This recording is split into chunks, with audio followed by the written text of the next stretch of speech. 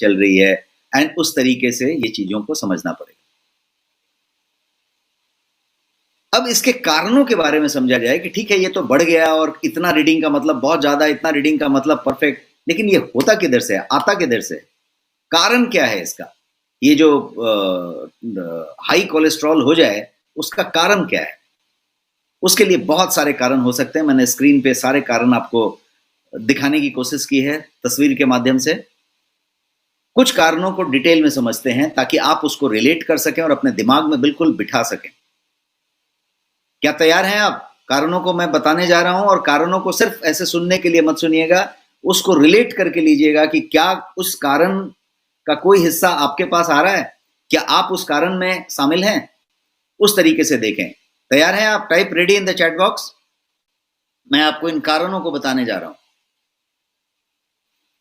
ताकि आप उन कारणों का बिल्कुल ध्यान रख सकें और ये चेक कर सकें कि कहीं वो कारण आपके साथ तो वैलिड नहीं है। पहला कारण, intake of fat in your diet.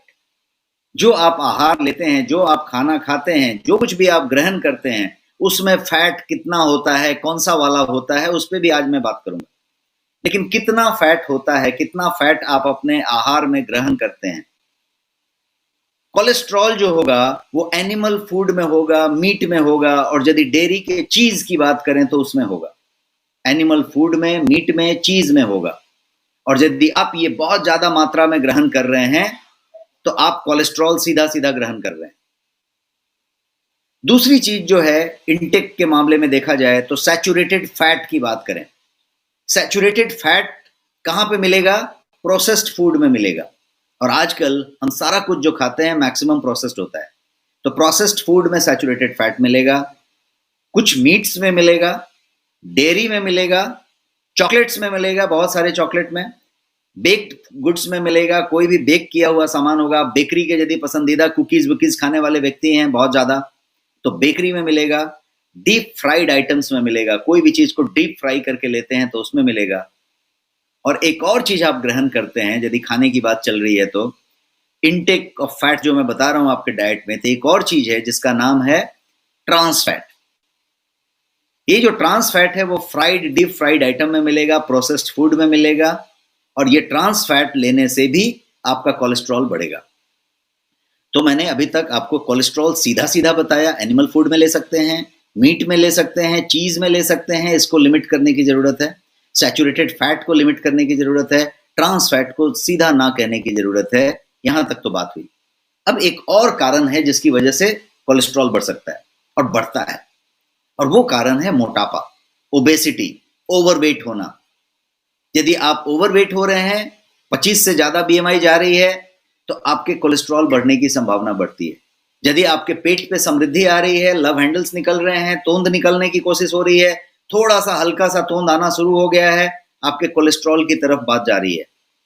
तो एक और फैक्टर मैंने आपको बताया, एक और फैक्टर आप लीजिए, और वो फैक्टर है जेनेटिक फैक्टर।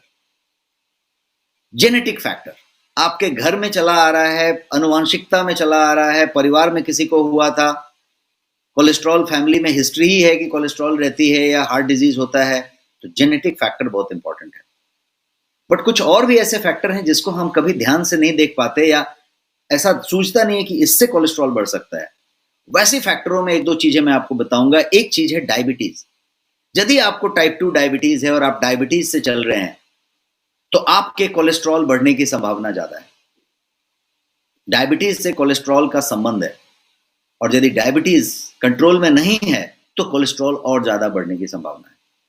तो ये एक फैक्टर हुआ। एक और फैक्टर है कि यदि आपको लीवर या किडनी का कोई डिजीज है, कोई भी लीवर किडनी का यदि आपको तकलीफ है, तो आपके कोलेस्ट्रॉल बढ़ने की संभावना ज्यादा है, क्योंकि इसका लीवर से बड़ा लेना देना है, किडनी से बड़ा लेना देना है, और यदि वो फंक्शन ठीक से नहीं हो रही है तो आपके कोलेस्ट्रॉल बढ़ने की संभावना ज्यादा है। फिर महिलाओं के पास कुछ स्पेसिफिक हार्मोन्स होते हैं जिसकी वजह से ये बढ़ने की संभावना ज्यादा है। ज्यादा करके आजकल आपने पीसीओएस, पीसीओडी वगैरह का नाम सुना होगा। तो पॉलीसिस्टिक ओवेरी सिंड्रोम की यदि बात की जाए तो उससे इसका कनेक्शन है, और उसमें कोलेस्ट्रॉल बढ़ने की संभावना ज्यादा है। बहुत सारे फैक्टर्स हमने गिने। एक और फैक्टर मेरे ध्यान में आता है कि आप यदि थायराइड से प्रॉब्लमेटिक हैं, और स्पेशली यदि अंडर एक्टिव थायराइड ग्लैंड है आपका, अंडर एक्टिव थायराइड ग्लैंड, तो आपके कोलेस्ट्रॉल बढ़ने की संभावना ज्यादा है, आपकी कोलेस्ट्रॉल उसकी वजह से बढ़ेगी।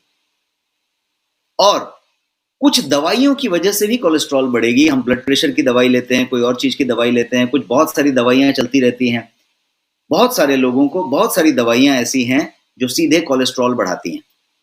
इन दवाइयों में कुछ दवाइयों का नाम यदि समझें तो एनाबॉलिक स्टेरॉइड की बात करें तो वो कोलेस्ट्रॉल को बढ़ाता है। कॉर्टिकोस्टेरॉइड की बात करें वो भी आपके कोलेस्ट्रॉल को बढ़ाता है। तो कोलेस्ट्रॉल को बढ़ाने के लिए जो फैक्टर्स जिम्मेदार हैं, जो कारण हैं, कॉजेज ऑफ हाई कोलेस्ट्रॉल, ये सब सारे कारण हैं जो हमने अभी डिस्कस किए। Thanks for watching.